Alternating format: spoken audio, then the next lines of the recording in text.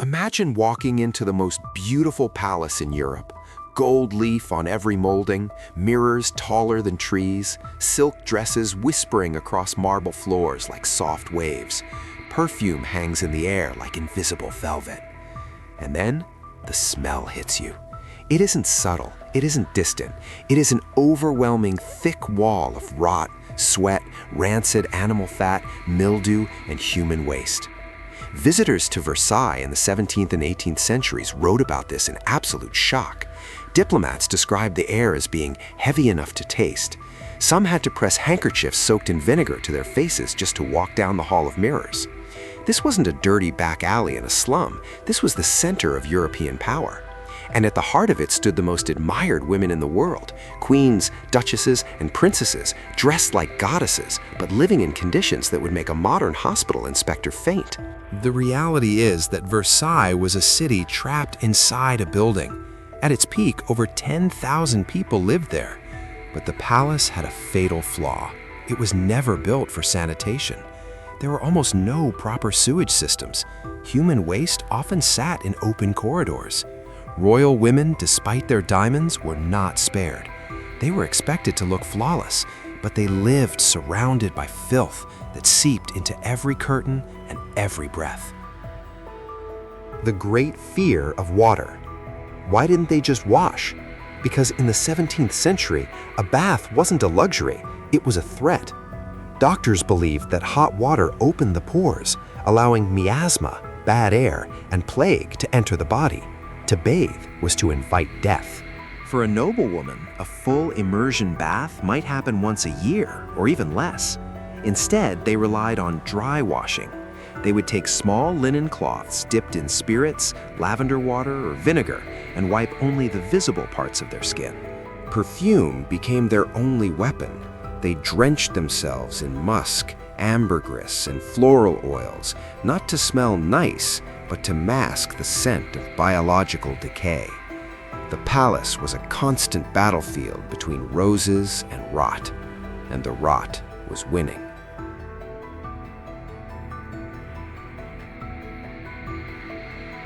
If the air of the palace was heavy, the heads of the women were heavier. Royal hairstyles were not just hair, they were engineering projects.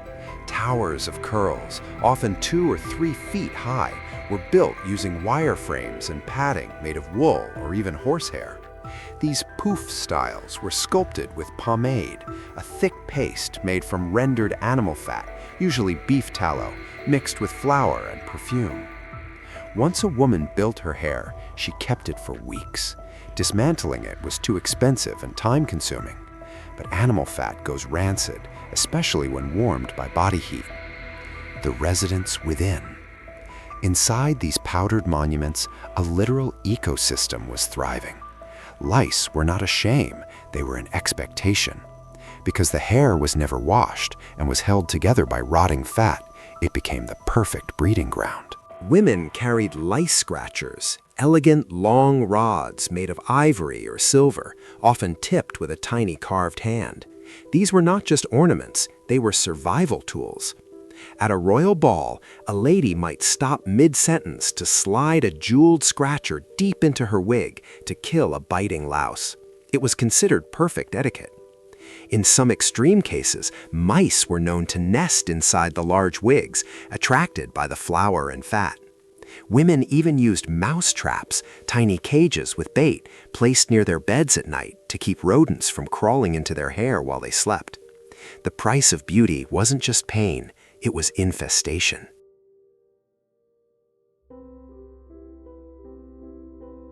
A royal banquet was designed to be a paradise for the senses.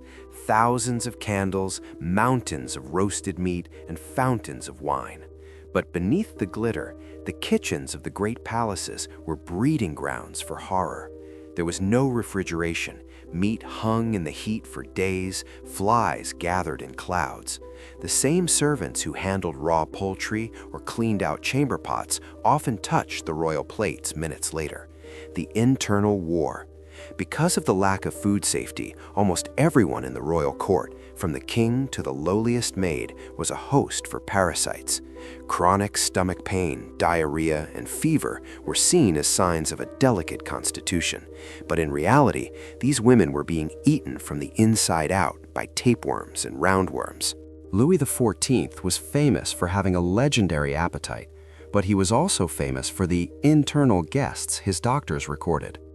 Royal women had to endure this pain silently. Imagine wearing a corset so tight it displaces your organs, while a tapeworm is causing agonizing cramps, and you are expected to flirt and dance as if you were on a cloud. Even the water was a trap.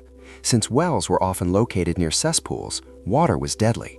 This is why royals drank wine and beer almost exclusively. But constant mild intoxication led to dehydration and a weakened immune system, making them even more vulnerable to the filth around them. For a royal woman, her body was not her own. It was a vessel for the state. Nowhere was this more brutal than in the birthing chamber. In the 18th century, royal birth was a public theater. When Marie Antoinette gave birth to her first child, the room was so crowded with nobles that she nearly died from lack of air. People stood on furniture to get a better view of the queen's agony. There was no privacy, no dignity, and, most dangerously, no hygiene. The invisible killers. Doctors of the time didn't understand germs. A physician would often come straight from an autopsy or a sick ward and reach into a birthing woman with unwashed hands. This led to childbed fever, a horrific infection that killed countless royal women. Childbirth smelled like iron, sweat, and fear. While the court waited outside for the announcement of an heir, the woman inside was fighting a battle against bacteria that no one even knew existed. If the baby died or the mother became infertile, it was always blamed on her weak nature, never on the filth of the doctors.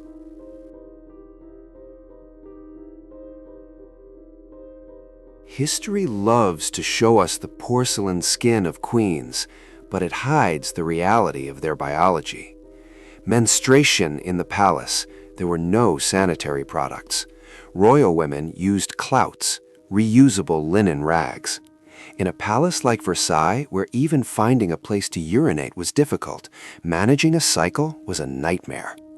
These rags were washed, but rarely sterilized, leading to chronic infections.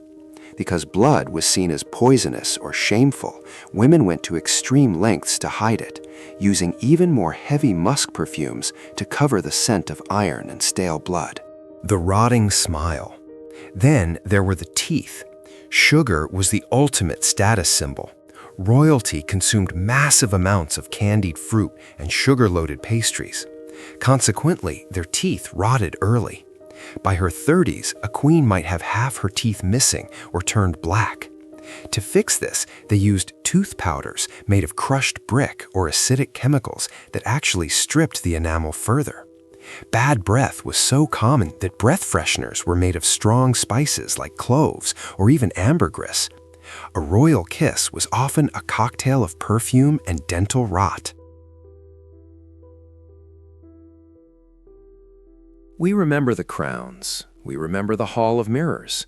We remember the paintings where every woman looks like a dream of marble and silk.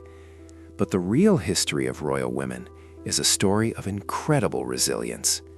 They navigated a world of unimaginable filth, constant pain, and parasitic infections, all while maintaining a smile for the public.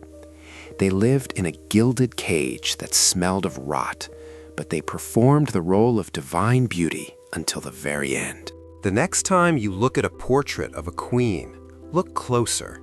Behind the diamonds is a woman who likely hasn't washed in months, whose head is itching with lice, and who is bracing herself against the stench of the very palace she calls home. Luxury didn't erase biology, it only made the disguise more expensive.